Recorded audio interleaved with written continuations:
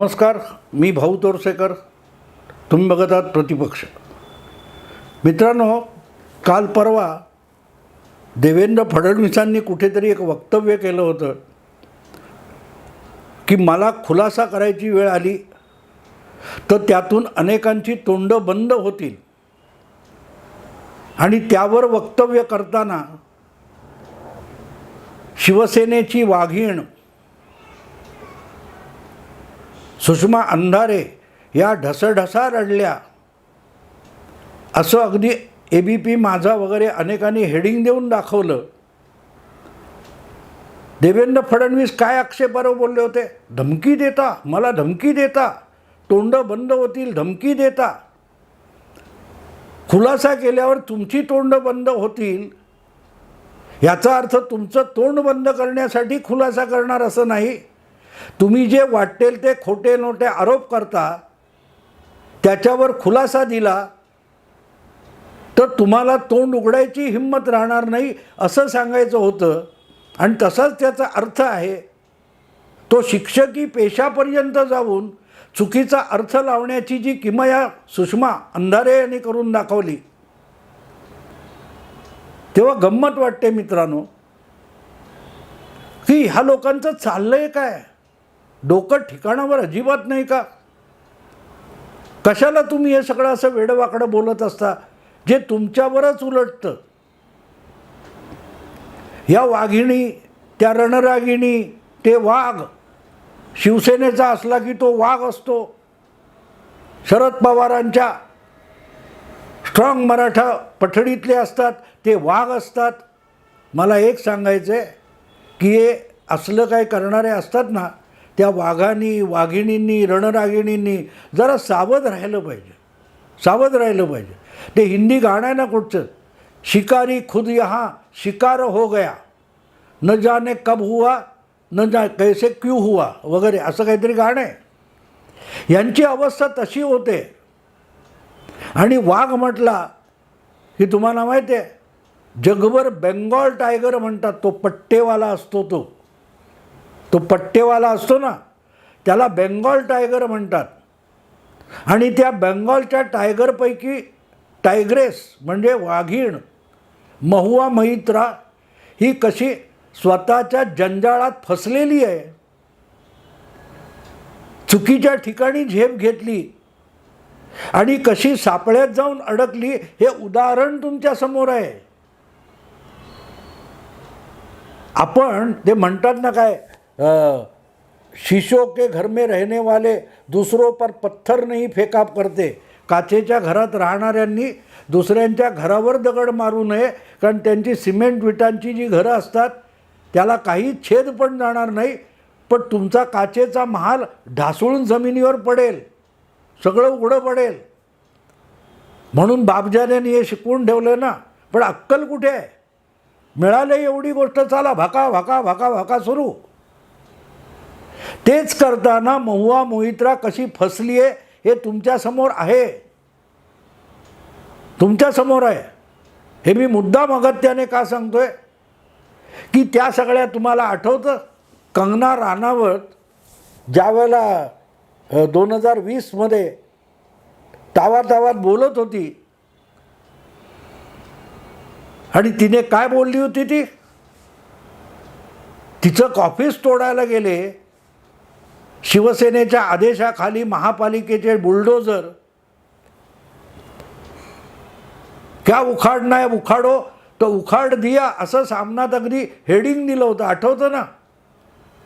आणि आमच्या रणरागिणी आणि आमच्या काय त्या वाघिणी ह्या कंगनाला फाडून टाकतील, जबडा तोडून टाकतील अशी भाषा वापरली होती ना, अशीच भाषा वापरली होती ना. काय झालं आज? तुमची शिकार कधी झाली तुम्हाला कळलं नाही. मग याची गरज होती का? सत्ता मिळाली, ठीक आहे, उद्धव ठाकरेंनी कुठल्या हेतूने काय लबाडी कला असेल सगळं बाजूला ठेवा. अरे पण मिळवली होती ना सत्ता, तुम्ही मुख्यमंत्री झाला होता, ती सत्ता उपभोगायची होती, उपभोगायची होती. ठीक आहे, मतदार त्यांच्या मतदारांच्या इच्छा पायदळी तुडवल्या, राजकारणात सगळा कचरा करून टाकला, सगळं मान्य आहे. पण सत्ता मिळवली होती ना. मग मिळवलेली सत्ता उद्धव ठाकरे यांनी उपभोगली किती बघा ना.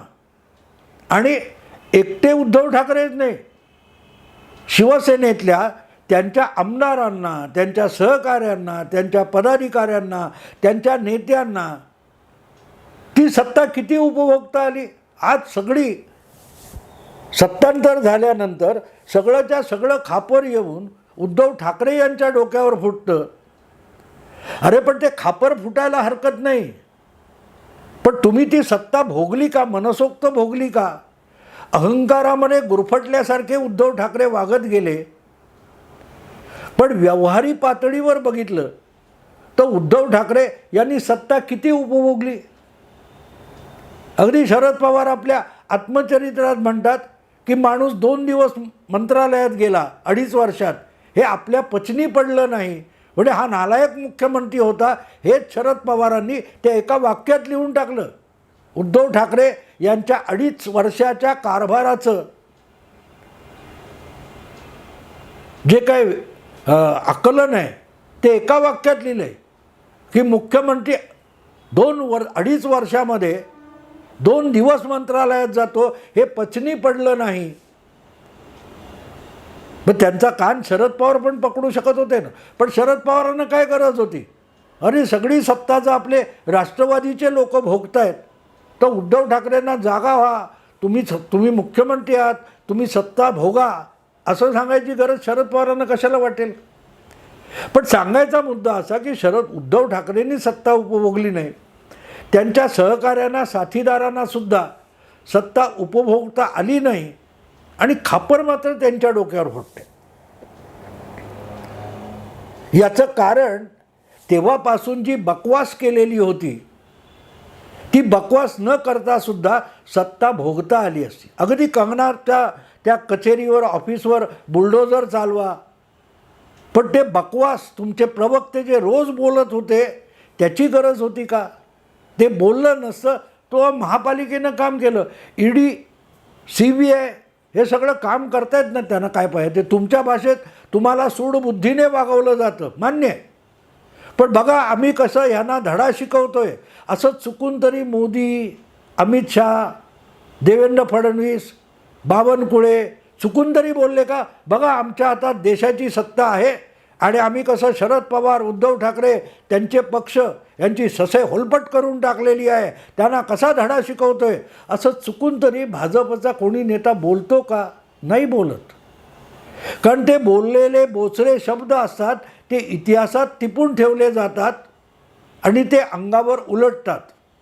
तुम्ही जी सामनामध्ये मोठी हेडलाईन केली, उखाड दिया, ती लोक विसरत नाहीत, लोकांच्या लक्षात राहते. आणि म्हणून ती हेडलाईन द्यायची गरज नव्हती आणि रोज सकाळी उठून बकवास करायची गरज नसते. पण तुम्हाला बकवास झाली पाहिजे, काम बिघडलं तरी चालेल. जसं त्या महुआ मोहित्राचं झालं. अदाणींच्या विरुद्ध राहुल गांधी पण बोलतात, इतर अनेक लोक बोलतात, शरद पवार अदाणींच्या समर्थनार्थ बोलतात. पण निदान एवढी काळजी घेतात की या सगळ्यामध्ये आपलाच पाय कुठच्या सापळ्यात अडकून आपलीच शिकार होऊ नये याची तर काळजी घेतात ना. पण महुआ मित्रा तेवढी सावध कुठे असते. तिला तर वाटतं त्या महिलेला की ममता बॅनर्जीसुद्धा आपल्या पुढे क्षुल्लक आहेत, आपण ममता बॅनर्जींपेक्षा आक्रमक आहोत. ममता बॅनर्जीसुद्धा एक काळी नुसत्या खासदार होत्या, नंतर त्यांनी स्वतःचा पक्ष काढला, पण आपल्या आक्रमक पवित्र्यामुळे त्यांनी लोकप्रियता मिळवली. म्हणून महुआ मोहित्रासुद्धा नको तितक्या आक्रमक झाल्या आणि एका सापळ्यात येऊन फसल्या आणि आपल्या पायानी चालत येऊन फसल्या. त्यापेक्षा तुमच्या सुषमा अंधारे वगैरे यांची गोष्ट वेगळी आहे का. सुप्रियाताईंची घ्या. गेल्या काही दिवसापासून सुप्रियाताई नको त्या विषयामध्ये नको तितक्या आक्रमक होत आहेत, तेव्हा मला त्यांच्यातल्या भविष्यातली महुआ मोहित्रा दिसते की जशी आपणच रचलेल्या जाळ्यामध्ये आणि शब्दामध्ये महुआ मोहित्रा फसली, तशा उद्या सुप्रियाताई कुठल्या तरी सापळ्यात अडकल्या आणि घुसमटायला लागल्या तर मला नवल वाटणार नाही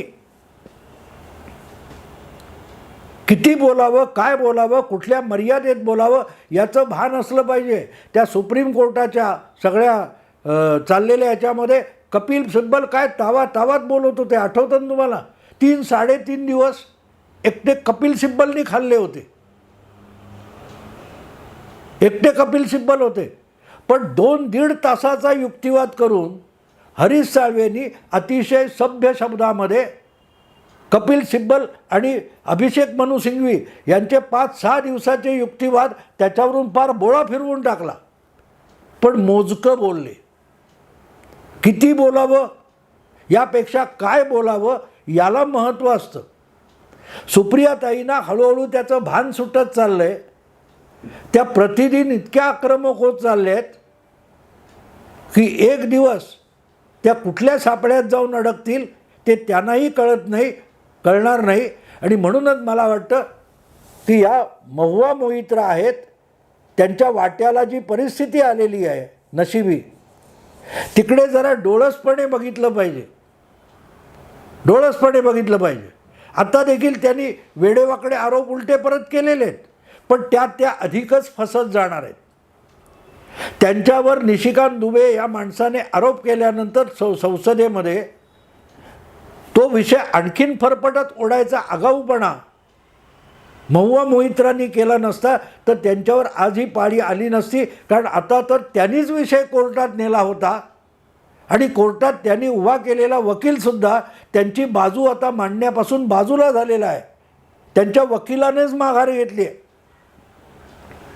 आणि कारण सरळ असतं मित्रांनो, ज्या वेळेला एखादा आगाऊ अशील असतो तो वकिलाला सुद्धा गोत्यात आणू शकतो.